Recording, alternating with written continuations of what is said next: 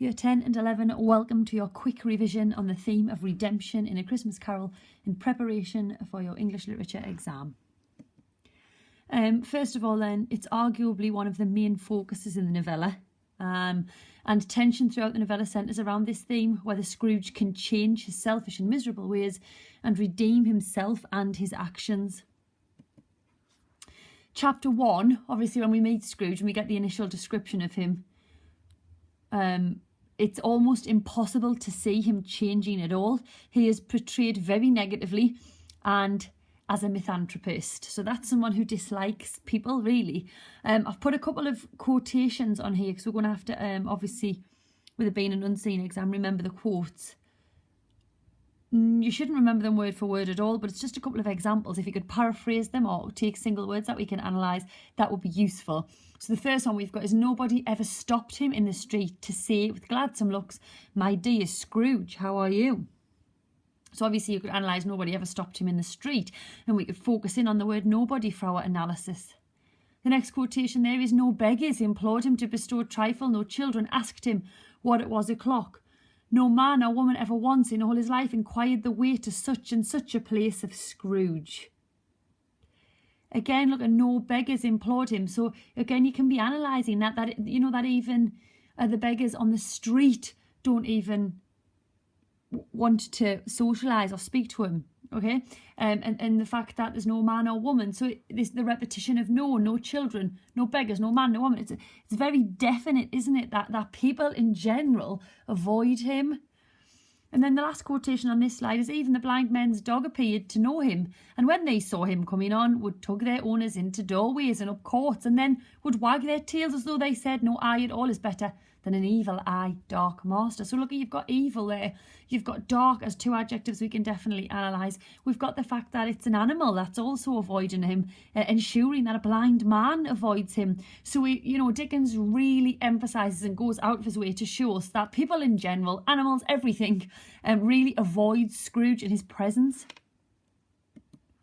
In terms of misanthropist, this attitude is further shown in his response to charity. And the massive quote we should all know is, if they would rather die, said Scrooge, they had better do it and decrease the surplus population. So that's a huge quote to show us his huge dislike, not for people here, but now we're talking something more specific. We're talking the working class, we're talking the poor. And he thinks that they're better off dead, doesn't he? It's not my business, Scrooge returned. It's enough for a man to understand his own business and not to interfere with other people's. So if you do an Inspector Calls as well, that's very reminiscent, isn't it, of Mr. Berlin. So we have this almost capitalist attitude, I suppose, in terms of looking after yourself.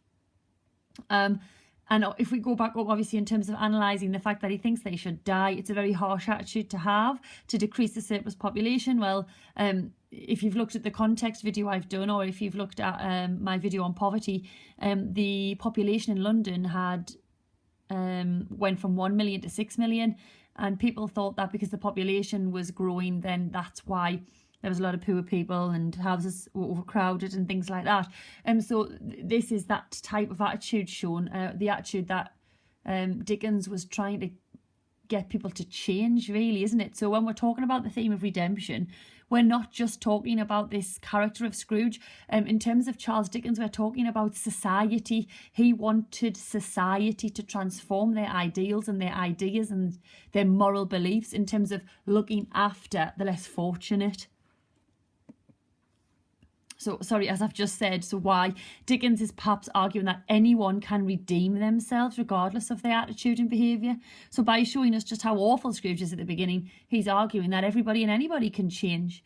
And don't forget, this novella is an allegory with a message, and Dickens wanted the whole of the Victorian society at the time to change their ways, to take responsibility for the poor and the less fortunate. So that is why, on another level, the theme of redemption is a lot deeper, isn't it? The Ghost of Christmas Past. So we know that Scrooge's past shows the reader that he was not always lonely and miserable, because we see his relationship with Fan and Belle, and there's an indication then that he's actually capable of loving relationships. And again, little quotes there. "Home, little Fan," returned the boy. "Yes," said the child, brimful of glee. So we can see that his relationship with his sister, they want to go home. He's full of joy there, isn't he? She clapped her hands and laughed and tried to touch his head, but being too little, laughed again and stood on tiptoe to embrace him. So again, in terms of Fan, we've got this loving bond, this relationship, a family, and family's a big theme as well. Please see my video on that if you need. Because at the beginning of the book, he's isolated. We get solitary, don't we? Repeated. We get sole. We get alone. And when we get his past, we see actually there is a man, a boy, a young man who was capable of these relationships. And perhaps this is indicating that he can be capable of it again. So as a reader, we are forced to wonder about the younger Scrooge. If he used to value relationships and love, then we hold on to the idea that he can perhaps value them again in the future. You could potentially argue that this is a very subtle instance of foreshadowing. Scrooge's own father changes, and this foreshadows the redemption of Scrooge as well. There is a suggestion that his father was harsh, but Fan, sorry, that's a mistake. Fan explains that he is so much kinder than he used to be. Apologies, that's a typing error. It should say Fan instead of Bell, my fault. So we've got that quotation. He is so much kinder than he used to be. So the change, as I said, the change in Scrooge's dad is arguably going to be reminiscent of the change that Scrooge himself can undergo, can experience. Marley begins the transformation, really. He starts the road to redemption. He explains why he wears chains. We can analyse that single word quotation. He could not change his ways when he was alive. Now, Marley, we know, is very similar to Scrooge because their names are close together in terms of the business, and Scrooge answers to the name of Marley still, and he hasn't taken his name down. And Marley is trying and willing to help Scrooge change, and this again implies to the reader that there's hope for Scrooge. Again, your quote, not to know that no space of regret can make amends for one life's opportunity misused. So he's actually telling Scrooge that he shouldn't misuse the opportunity he has in life to be kind, to be generous, to help those less fortunate, because obviously Marley knows that he did, and hence him wearing the chains. And then the massive quote that, again, we all know: mankind was my business, the common welfare was my business, charity, mercy, forbearance and benevolence were all my business. And we get this list, we get this list of things that we know he's trying to bestow upon Scrooge in terms of moral lessons and values that he should have. And as I said earlier, the wider society, Dickens obviously is imploring the wider society here to take care of each other. Social responsibility is the message. Mankind, we should be charitable, we should be merciful, benevolent where we can. So again, that quotation there, we can analyse individual words in terms of what Marley's trying to teach Scrooge and what Dickens is trying to teach Victorian England, really. Marley also says, I made it link by link of my own free will. Again, I'm talking about the chains here. And the lesson here is illustrating that the choices of what we value in life has endless ramifications, perhaps even beyond the grave. So this admission by Marley that he made these chains of his own free will is him saying, look, these chains that I am now being punished with, and obviously chains, they restrict us, aren't they? They're a burden. We know obviously that prisoners and criminals will be put in chains. We know that then that his choices, his lifestyle, the way he treated others have punished him, if that makes sense. So this lesson here is massively important because he's obviously trying to say to Scrooge, this is what is going to happen to you if you don't change your ways. So Marley really sets the ball rolling in terms of redemption and trying to teach Scrooge this lesson. The change. So the ghosts use their visits to show Scrooge a range of different visions. We know that. They don't force Scrooge to change. The change obviously has to come from within him. And he quickly sees the error of his ways, doesn't he? Scrooge exclaimed, I cannot bear it. Look at that. We can analyse the verb exclaimed. We can analyse the fact that he can't bear it anymore with the exclamation. It's very emotive. I learned a lesson which is working now. So again, this admission that he's learning his lessons and it's working now. So we've got arguably this use of the present tense there suggests he is beginning to change.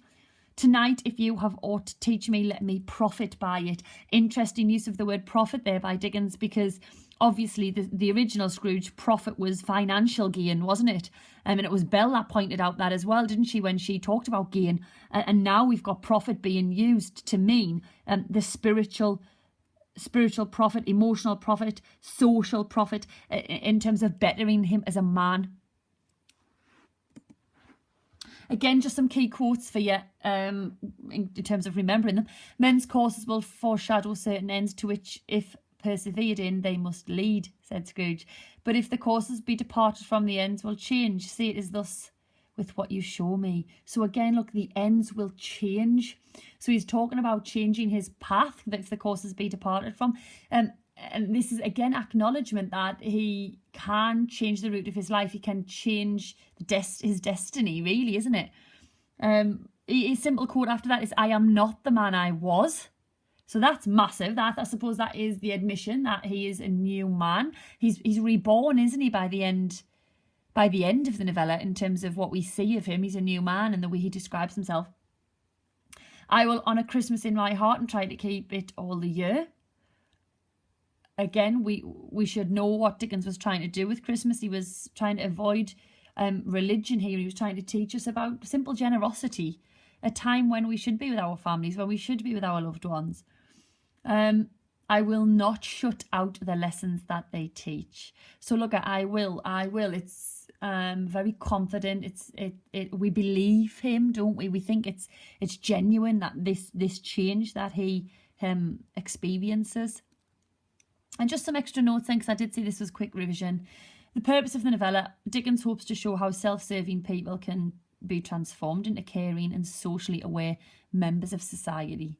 Moral lessons contribute to the change. I've said that a couple of times. Generosity can overcome Scrooge's bitterness as he encounters and learns from his past. He learns how to empathise with others, particularly the less fortunate. The past reminds Scrooge of a time when he still felt emotionally connected to others, as I said, Fan and Belle. The vision and fear of his own death acts as the climax to the moral lessons learned. So remember, when he sees his grave, he says, sponge away the writing on the stone. He is massively moved, isn't he, when he sees the gravestone, when he witnesses the people that don't care that he is dead, and the thieves that have stolen things from his corpse. I hope this has been useful in terms of quick revision on the theme of redemption. Massive good luck in your English literature exam.